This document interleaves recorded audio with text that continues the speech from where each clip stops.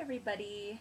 I haven't made a video in a while. I've been really busy. I'm graduating in about a week from college, so it's a busy time in my life, but I wanted to make a video and just kind of talking about a paper that I just wrote for my adolescent literature class.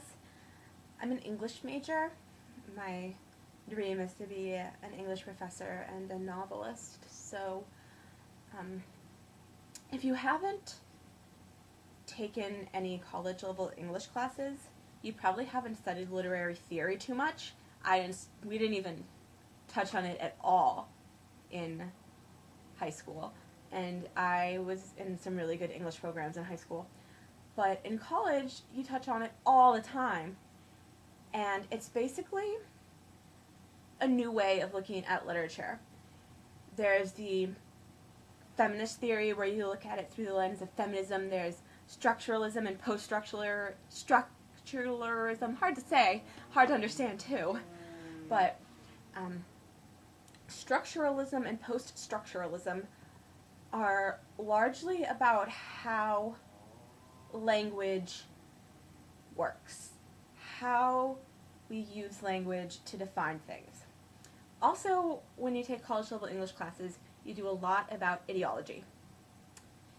And I promise this is going to get to eating disorders very soon.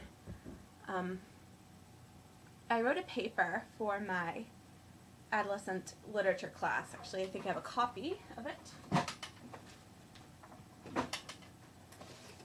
Sorry, yeah, I do. My paper, it's called Fragile, a discussion of the role of young adult literature's portrayal of anorexia nervosa in the ideological framework of Western femininity and body image. I read a lot of theory to write this paper. I read a lot of Foucault.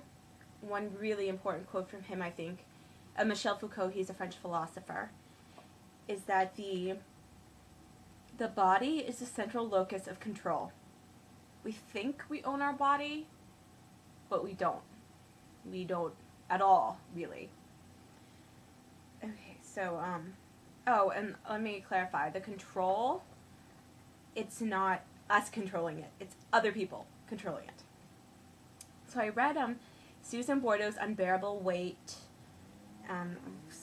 tons of other books. A really interesting book called Starving in the Silences by Matra Robertson.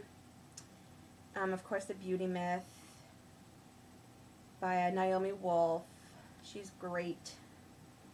And the young adult literature I used was a book that some of you may have read called Diary of an Anorexic Girl by Morgan Menzies.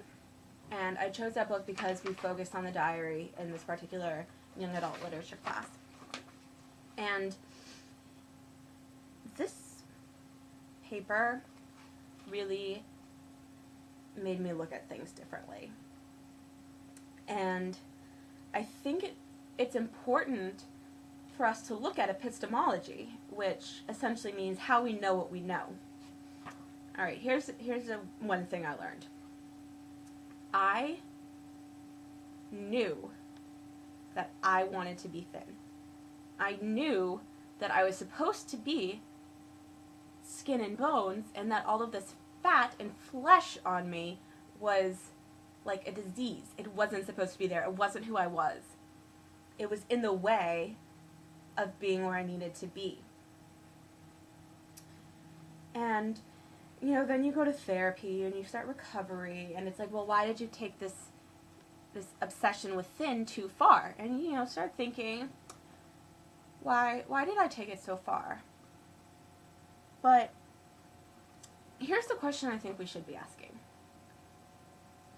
Why do we want to be thin in the first place? Like, think about it. This is not intrinsic to humanity. We don't naturally want to be thin. We naturally want to be healthy, not thin. In fact, women did not start dieting in the United States. I mean, there's always going to be a few exceptions, but as a whole, women didn't start dieting in the United States till the 1920s. And in the 1960s, when Twiggy hit the editorial pages in fashion magazines, everybody thought she was sickly and, not real. I think a direct quote is that she represented a body to which no ambulatory person could possibly try to aspire. Meaning, if you wanted to be able to walk and talk and function, you couldn't go there. So that was in the 60s. And now the Twiggy ideal is not just what models are supposed to be, but what the average girl like me aspires to be. That's not natural. That's a social construct. In fact, Naomi Wolf in The Beauty Myth writes that denying yourself food where food is available is perhaps the most unnatural act humans have ever come up with. It goes against everything your body wants to do. It's all a social construct. So instead of thinking, why did I take thin too far, I started thinking, why did I want to be thin in the first place? And there's a lot of reasons that our society values thinness, and maybe I'll make a video on that later, but mostly nobody really values thin for just thin. It values thin because it represents women denying themselves. It represents women putting others before themselves. It represents the obedience. Women can do everything men can these days, but not if they're starving. We're not prisoners in our homes anymore, but we're prisoners in our bodies now. I mean, think about it. We're not wearing corsets anymore. We become our own corset. Alright, that's just a little rant about the epistemology of thinness. Just think about it. How do you know what you know? Why did we ever want to be thin? I can't remember not wanting to be thin. But I know there was a time when I was little that I didn't care. I mean, I started dieting when I was in 3rd grade, but I know there was a time that I didn't know about such a concept and didn't care.